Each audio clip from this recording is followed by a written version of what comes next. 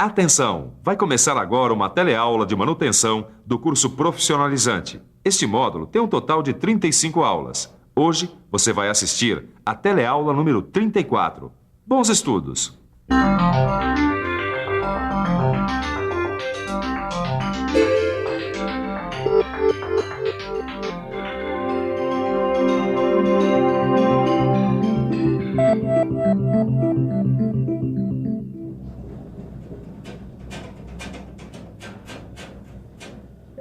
Não precisa ser nenhum especialista para saber que essa vibração é sinal de algum problema. Agora é analisar a vibração e descobrir qual é a falha, porque este é o tema da nossa teleaula de hoje, a análise das vibrações. Nesta teleaula, você vai ver como é possível detectar falhas de componentes de máquinas por meio da análise de vibrações. Vai conhecer as grandezas que definem o movimento vibratório e os equipamentos utilizados para a captação e análise de dados.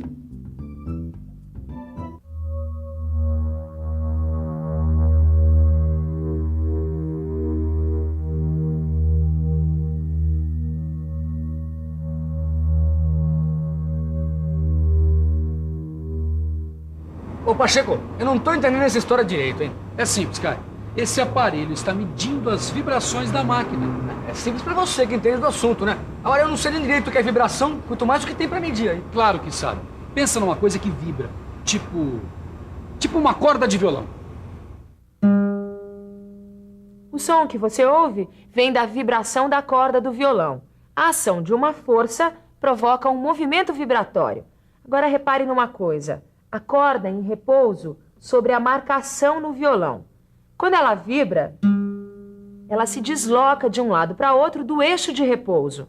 O ponto máximo que ela chega com relação ao ponto de repouso é chamado de amplitude de deslocamento.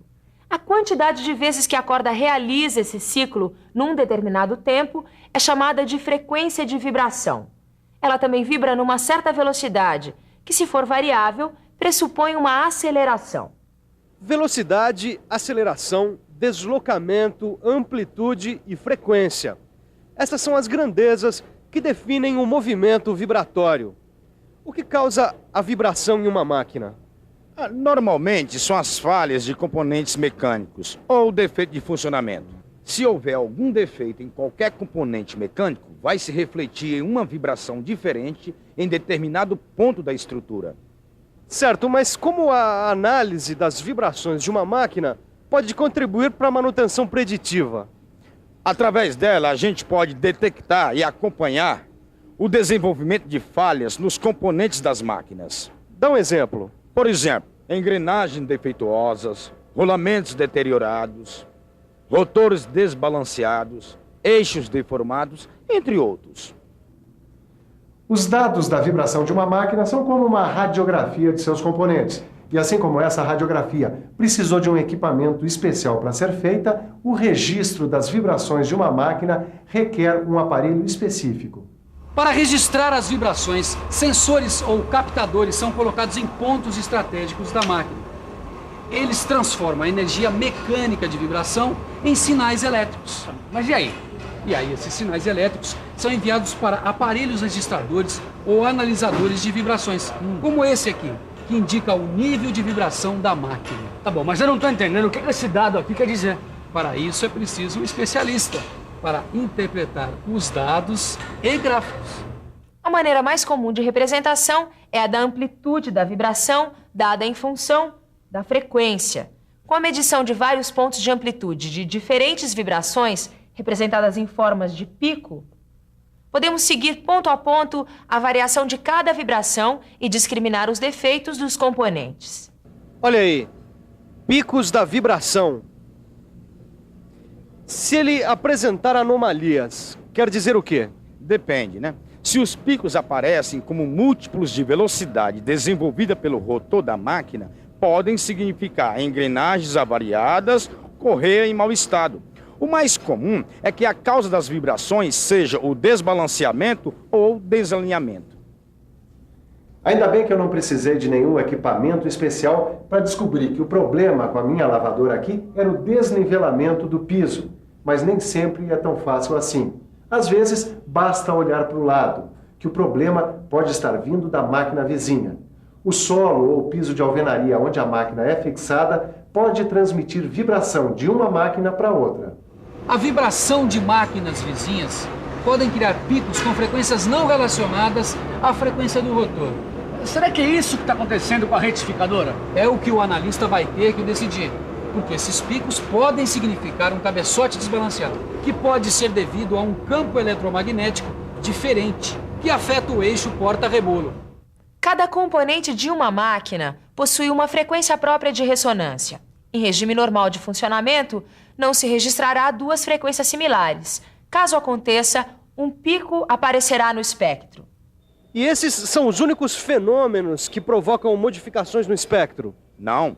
Tem também o que a gente chama de componentes aleatórios da vibração. A cavitação, por exemplo, como ar dentro da bomba de óleo, o que acelera o motor e induz a vibrações aleatórias. Que serão acusadas pelo aparelho. E isso, a análise também detecta outros problemas, como escamação nos rolamentos. A escamação das pistas do rolamento provoca uma ressonância no mancal, que seria registrada nas altas frequências na análise espectral. Mas tem uma outra coisa que também provoca vibrações de alta frequência: o atrito. Olha uma marca de atrito. E todo atrito provoca o mesmo tipo de vibração, né? Claro que não. A intensidade e a frequência de vibração vai depender da natureza dos materiais em contato e do estado da superfície. E tudo isso é captado por aqui, né? É, pelos sensores. Os sensores, como a gente já viu, transformam as vibrações em impulsos elétricos. Eles podem ser eletrodinâmicos, piezoelétricos ou indutivos. Eles diferem quanto ao sistema de detecção. Dos sensores, os sinais elétricos passam para o registrador de vibrações. E ele mede o quê? A amplitude das vibrações e sua frequência. E é isso o que permite identificar a fonte causadora das vibrações, não é? É, mas os dados devem ser anotados para a análise posterior. Ao contrário dos analisadores, que, ligados a um processador, analisam imediatamente os dados recolhidos, comparam espectros, etc. Pacheco, ainda tem um mistério aí. Qual é? Esse aparelho aqui coleta dados sobre frequência, deslocamento, velocidade de cada vibração. E qual é o mistério? É muita coisa diferente para uma medida só, né? Mas para cada coisa tem uma medida própria.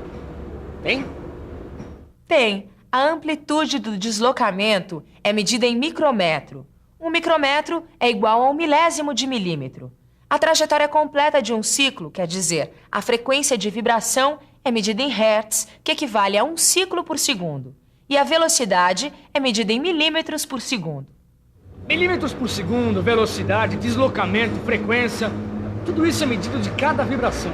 É, a análise de tudo isso e a comparação de dados pode identificar um possível problema na máquina.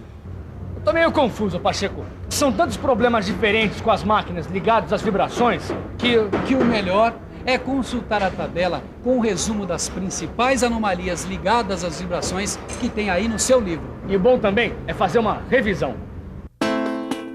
E atenção, se liga aí que é hora da revisão. Na teleaula de hoje, você aprendeu que através da análise de vibrações é possível detectar falhas de componentes de máquinas. Viu quais grandezas definem o movimento vibratório. E conheceu o equipamento utilizado para a coleta e registro dos dados das vibrações mecânicas. Não deixe de consultar o seu livro e fazer os exercícios. Até a próxima!